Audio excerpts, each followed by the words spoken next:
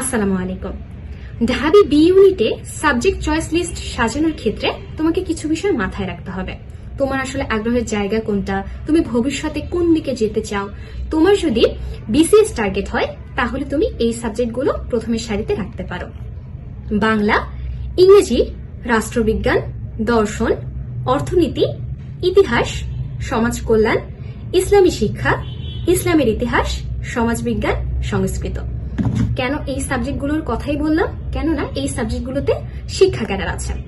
তবে শিক্ষা ক্যাডার ব্যতীত তো আর অনেক ক্যাডার আছে, তাই না? কিন্তু নর্মালি যারা আসলে বিসিএস এর দিকে যেতে চায় তারা এই সাবজেক্টগুলোকে প্রথমের সারিতে রাখে। এরপর যদি তুমি ফরেন কান্ট্রিতে যেতে চাও তাহলে তুমি আসলে কোন সাবজেক্টগুলো চয়েস লিস্টের প্রথমের দিকে রাখতে পারো। বিদেশে পড়ার জন্য সবচেয়ে ভালো বিষয় হচ্ছে আন্তর্জাতিক সম্পর্ক, উন্নয়ন অধ্যয়ন, অর্থনীতি, লোক প্রশাসন, শান্তি ও সংঘর্ষ অধ্যয়ন, আর information sciences and library management. বলতে পারো যে এই বিষয়গুলোতে স্কলারশিপ বেশি পাওয়া যায়, কারণ আন্তর্জাতিক সংস্থা, তারপর উন্নয়নমূলক সংস্থা এবং গবেষণা প্রতিষ্ঠান এই বিষয়ে কাজ করে। এরপর যে বিষয়গুলোর কথা বলবো সেগুলোতে গবেষণা ফান্ড, স্কলারশিপ এবং রিসার্চ সুযোগ বেশি পাওয়া যায়। কোন কোন সাবজেক্ট? শিক্ষা ও গবেষণা। কেন? ইউনিভার্সিটি ও গবেষণা প্রতিষ্ঠানে সহজে সুযোগ পাওয়া যায় এই সাবজেক্টটা নিয়ে তুমি যদি অনার্স কমপ্লিট করো বা যেটাই হোক না কেন। এরপর ভাষা বিজ্ঞান, এটাতে কেন স্কলারশিপ পাওয়া যায়? ইংলিশ, ফ্রেঞ্চ, স্প্যানিশ শেখার চাহিদা বেশি এজন্য। এরপর ইসলামের ইতিহাস, মুসলিম দেশগুলোতে এর জন্য স্কলারশিপ বেশি। আরবি, ফার্সি, উর্দু ভাষা মধ্যপ্রাচ্য ও মুসলিম দেশগুলোর জন্য দরকারি, কেননা অনেক দেশ ভাষাভিত্তিক গবেষণার জন্য স্কলারশিপ দেয়। যেরকম হচ্ছে ইরান ফার্সি ভাষা ও ইসলামিক স্টাডিজের জন্য বৃত্তি দেয়। তারপর পাকিস্তান উর্দু ও ইসলামিক স্টাডিজের জন্য সুযোগ দেয়।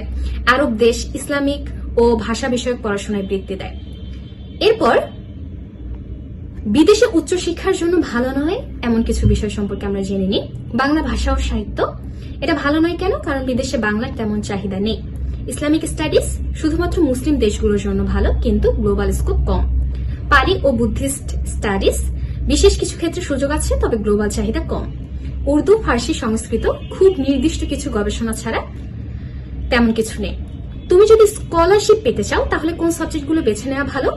যদি তোমার টার্গেট থাকে ইউরোপ, আমেরিকা, কানাডার মতো দেশগুলো, তাহলে আন্তর্জাতিক সম্পর্ক, উন্নয়ন অধ্যয়ন, অর্থনীতি, শান্তি ও সংঘর্ষ অধ্যয়ন, লোক প্রশাসন।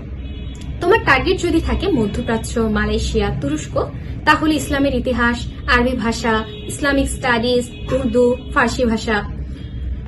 এরপর এখন তুমি আসলে কি সিদ্ধান্ত নিলে? স্কলারশিপ পেতে চাইলে আন্তর্জাতিক সম্পর্ক, উন্নয়ন অধ্যয়ন, অর্থনীতি, শান্তি ও সংঘর্ষ অধ্যয়ন ভালো অপশন। ইসলামিক দেশগুলোতে যেতে চাইলে আরবি ভাষা, ইসলামের ইতিহাস, ফার্সি ভাষা ভালো অপশন। তো মোটামুটি আমি একটা ধারণা দেওয়ার চেষ্টা করলাম।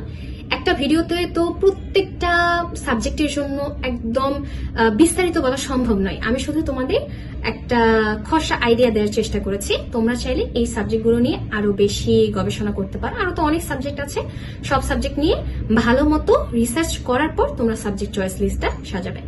দেখা হবে পরবর্তী ভিডিওতে। খোদা হাফেজ।